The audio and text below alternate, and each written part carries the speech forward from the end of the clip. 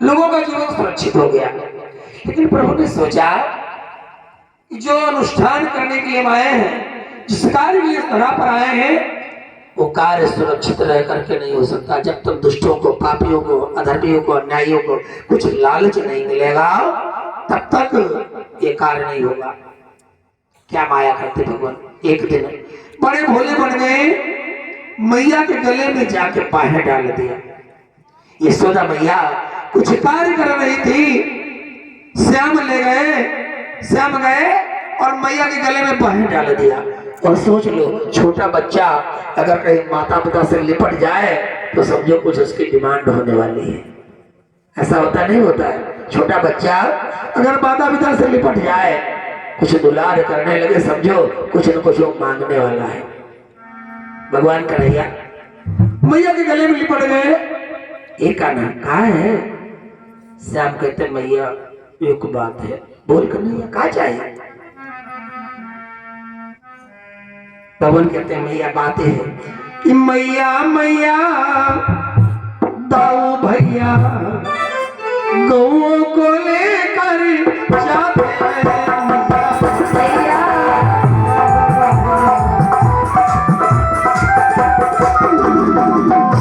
पर पता नहीं किस कारण से साथ में हमें लगाते हैं, पर पता नहीं किस कारण से साथ में हमें लगाते हैं, पर पता नहीं किस कारण से।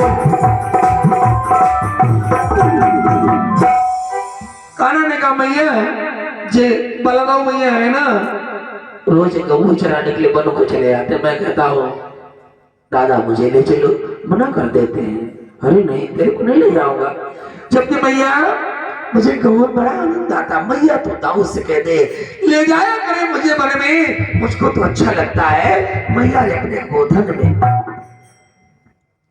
इतनी बात जब कन्हैया ने कहा तो मैया ने छाती से आपको लिपटा लिया। अरे नहीं कहा ना, यशोदा बोली लाडले गौवा में मत जाओ, घर बैठे ही प्रेम से बस माखन रोटी खाओ।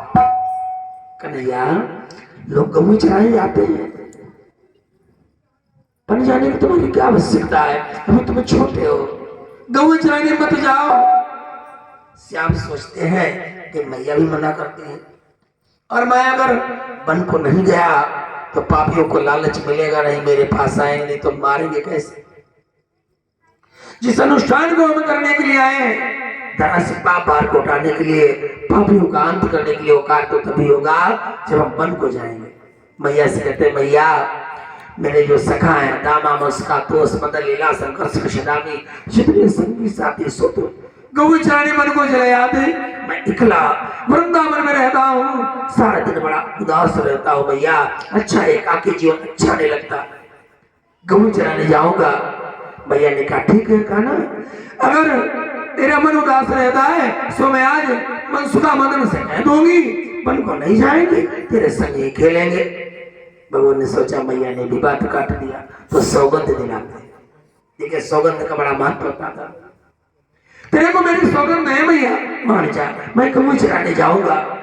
अब तो मैया बेहोश हो गई, लाचार होकर बलराम को बुलाया और बलदाऊ जी के हाथ में कन्हैया का हाथ दे दिया। कहा देखो बलदाऊ, श्याम की जिम्मेदारी सब तुम पर सौंप रही हो, लेकिन दाऊ देखो तुम सबसे छोटा है, भोला भाला है, ये लाल तुम्हारे ही बल पर यादव वंश का उजाला। कभी बल को कन्हैया गया नहीं, जिद कर रहा है, हट कर रहा है, गऊ चराने के लिए वन को जाना चाहता, लेकिन कैसे भेज दूं? बलदाऊ तुम तो जानते हो ये मेरा लाला ही नहीं, बेटा ही नहीं, पुत्र ही नहीं, बल्कि मेरे तो नैनों का तारा है, मेरे दिल को टुकड़ा है जो आज तुम्हें सौंप रही हूँ। बलदाऊ बहुत बड़ी जिम्मेदारी आज तुम पर है। कन्हैया जब वृंदावन में रहता है, सारा दिन घूमता है, भ्रमण करता है, ढूंढने नहीं मिलता है, इसलिए जब वन को जाए इसका संग कभी मत छोड़ना। और यमुना के किनारे उस कुंड के पास तो बिल्कुल मत जाना जिस कुंड में कालिया नाग रहता है, क्योंकि उसका जल इतना विषैला है। उस कुंड का अगर कोई जल पी लेता है तो उसकी मृत्यु हो जाती, वहां भूल कर मत जाना।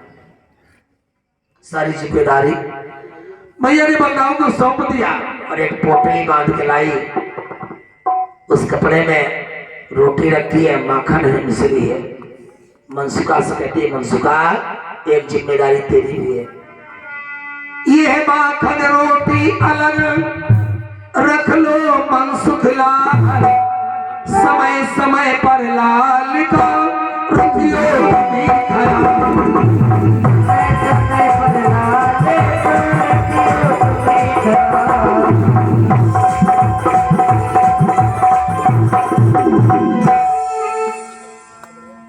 इतनी बात जब मैया ने दाऊ और मनसुखा से कहा तो बलराम जी मन ही मन में मुस्कुराते हैं।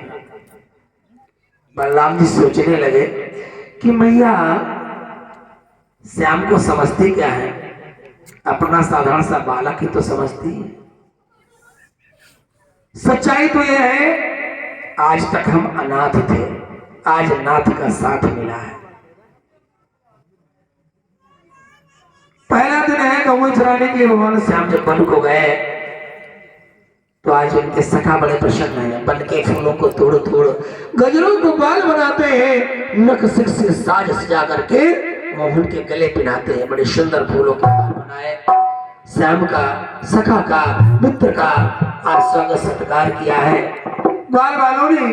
और जब दोपहर का समय हुआ अपने अपने घरों से माखन रोटी लेके ग्वाल ले गए थे। बीच में कन्हैया को बिठाया और गोलदाना बना के चारों ओर से ग्वाल बाल बैठ गए। देखिए खाने का ढंग क्या है। आज बड़ी विसंगति है समाज में। ग्वाल वालों के इस खाने के ढंग से लोगों को शिक्षा लेनी चाहिए। भगवान के साथ कैसे खाते। कोई ग्वाला लाला कहकर लाला से लेकर जाता है, कोई ग्वाला लाला कहकर लाला को देकर जाता है। लाला कहकर लाला को देकर जाता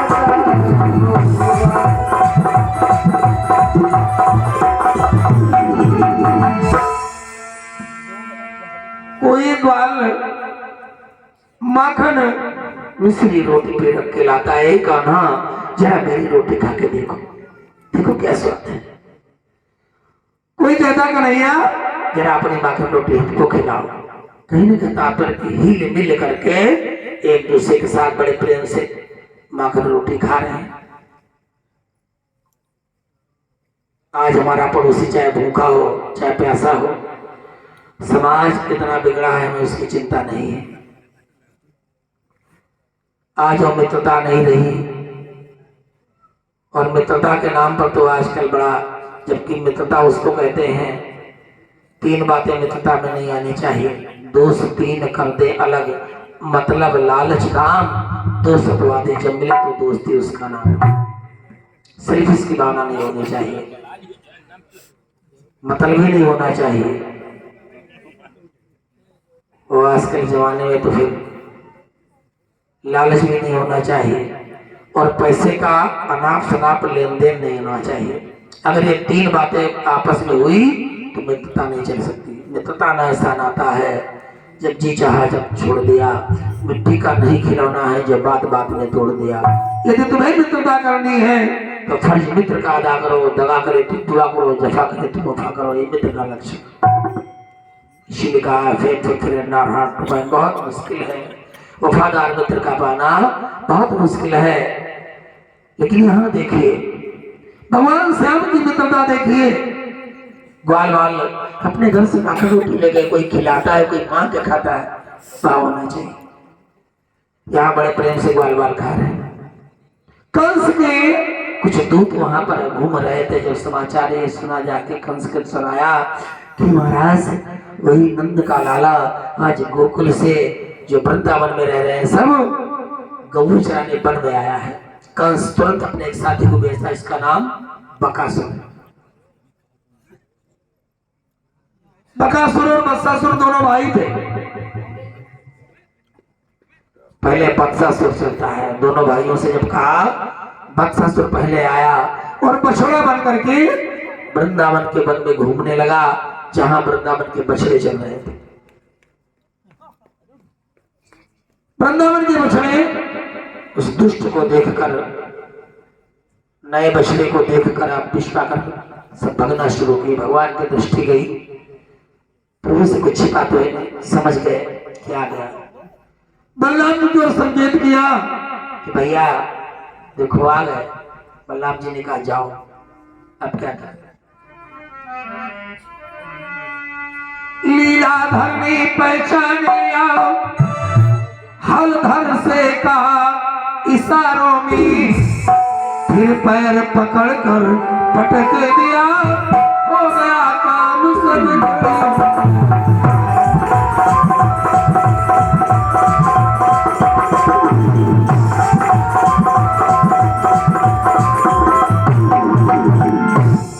जैसे बक्सासुर ने दौड़ा, भगवान से भिड़ गया, लड़ने लगा। लेकिन भगवान जब पैर पकड़कर पटकते हैं अपने असली राक्षस के रूप में आ गया। प्राणांत जब हुआ, कंस को समाचार तुरंत दिया गया। कंस ने फिर उसके भाई बकासुर को भेज दिया। बकासुर बगुला बन करके पहुंचता है वृंदावन के वन में, बहुत बड़ी चोट फैलाए बैठा है। इधर भगवान के सखा संग में जा रहे हैं। एक आना अच्छा किया, उसको मार दिया तो बछड़ा बन करके आया था, तुम तो पूरे जादूगर निकले, कैसे पहचान लिया, कैसे मार दिया, अच्छा हुआ मार दिया। और बैठा बकासुर सुन रहा है। जैसे श्याम पास में गए, चोट फैलाया बैठा था, बंद कर दिया भगवान को चोच में।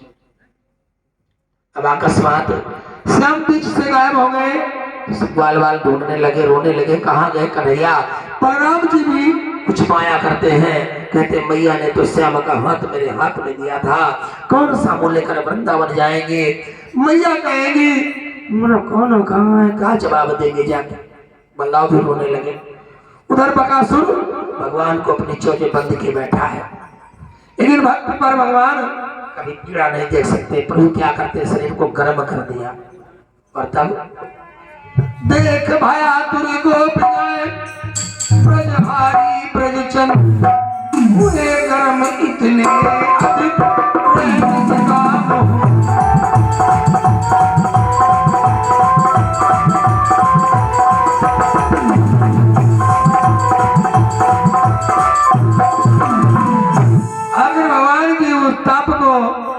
गर्मी को सहन नहीं कर पाया, चोट फैला दिया।